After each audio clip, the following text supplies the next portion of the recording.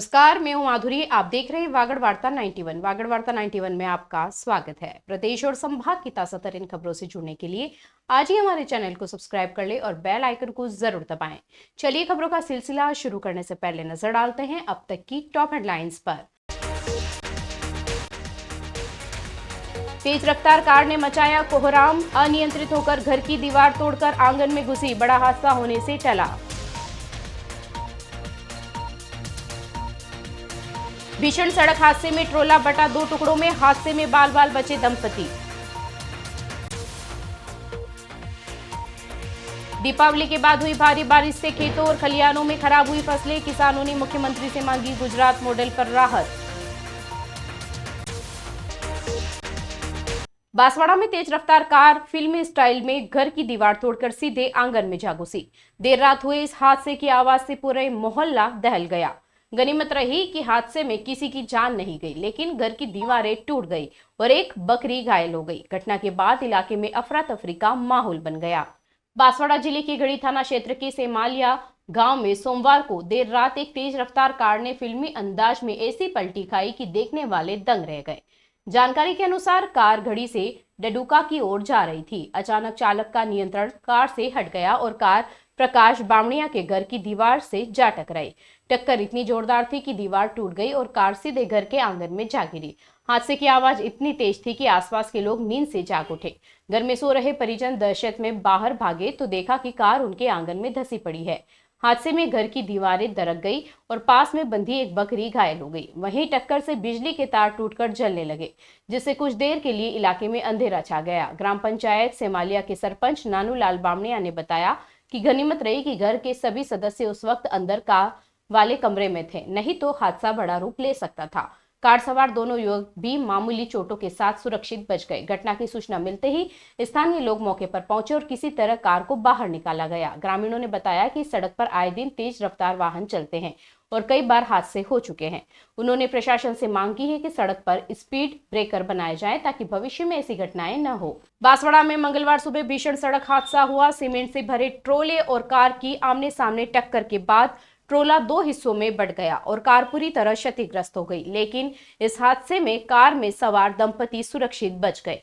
हादसे के बाद स्थानीय लोगों में आक्रोश है। ग्रामीणों का कहना है कि बाईपास की गलत डिजाइनिंग और क्रॉसिंग की लापरवाही लगातार हादसों का सबब बन रही है। बांसवाड़ा जिले के गढ़ी थाना क्षेत्र में मंगलवार तड़के नेशनल हाईवे 927A पर उस वक्त हड़कंप मच गया जब अगरपुरा बाईपास पर सीमेंट से भरे ट्रोले और कार की आमने सामने टक्कर हो गई।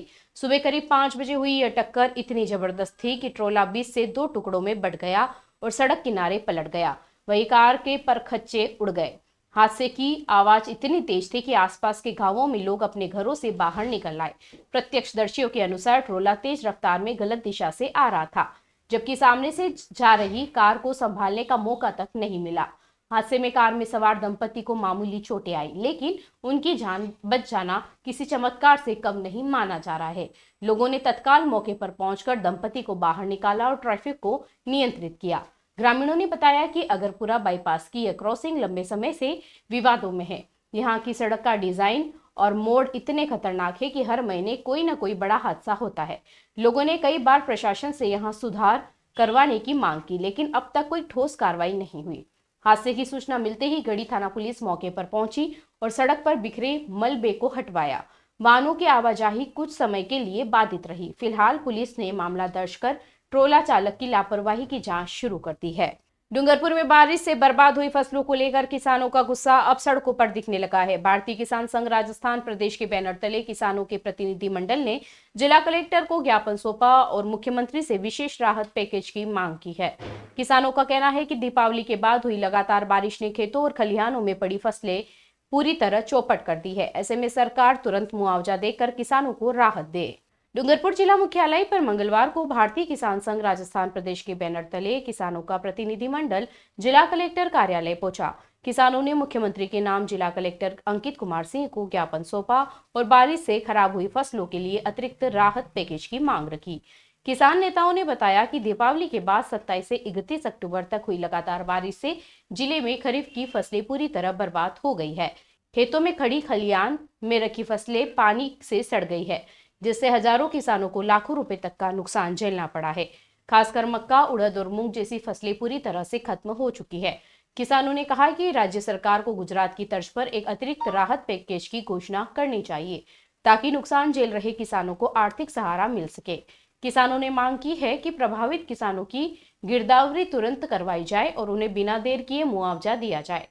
भारतीय किसान संघ के जिलाध्यक्ष गोविंद राम पाटीदार ने कहा कि कई किसान इस आपदा के बाद कर्ज में डूब गए हैं। फसल बर्बाद होने के कारण उनके सामने दीपावली के बाद का समय भी अंधकारमय हो गया है।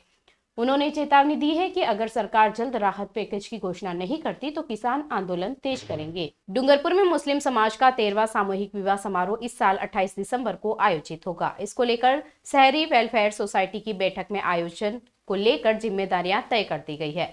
इस निःशुल्क विवाह समारोह के लिए पंजीयन प्रक्रिया भी शुरू हो चुकी है। आयोजन समिति ने इस बार समारोह को सादगी और अनुशासन के साथ संपन्न कराने पर बल दिया है। डूंगरपुर शहर के मोहल्ला घाटी स्थित निसारे हाली स्कूल में 28 दिसंबर को शहरी वेलफेयर सोसाइटी की ओर से मुस्लिम समाज का 13वां सामूहिक विवाह समारोह आयोजित किया जाएगा। इसको लेकर तैयारियां जोरों पर है।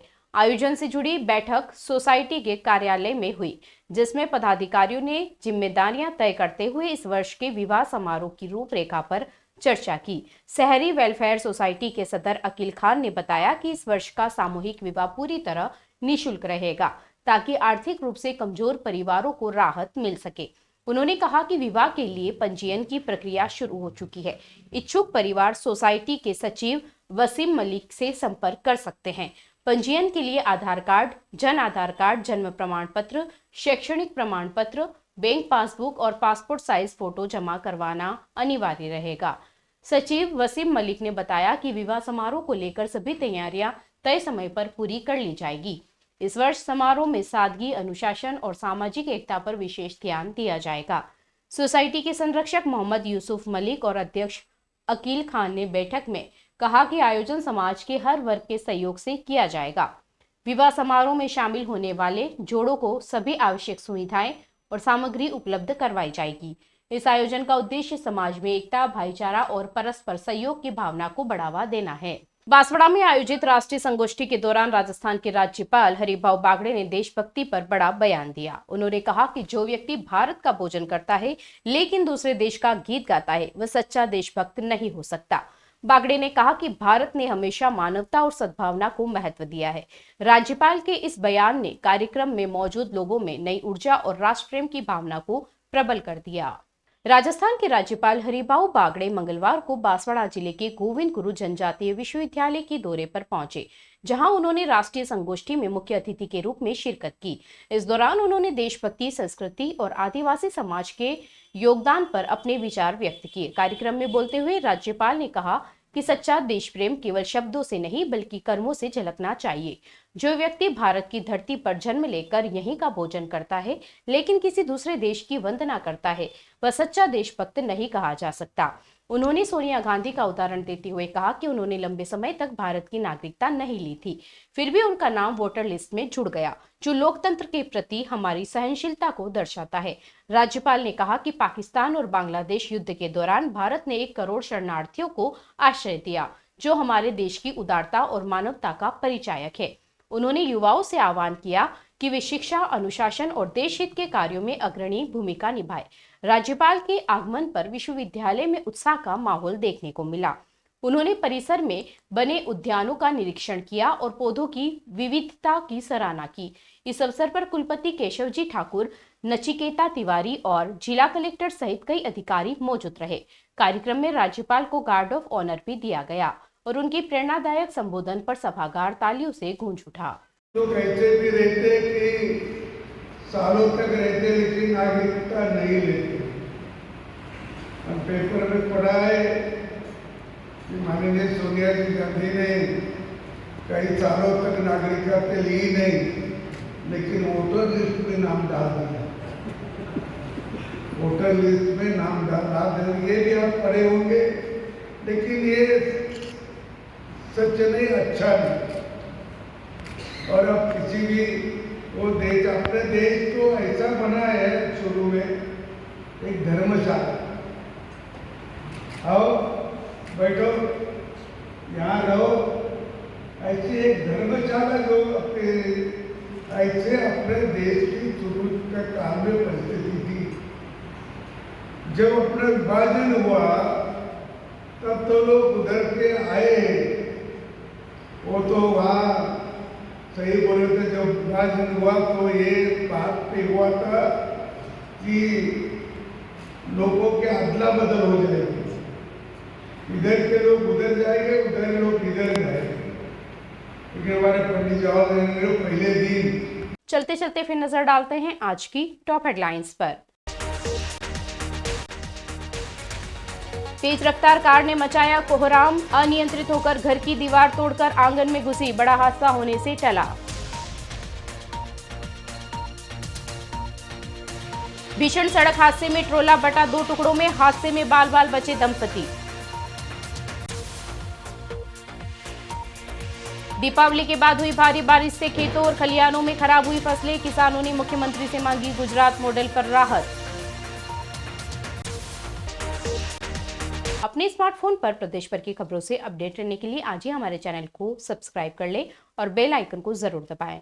फिलहाल इस बुलेटिन में इतना ही। अब दीजिए इजाजत माधुरी को। आप बने रहिए वागड़ वार्ता 91 के साथ। नमस्कार।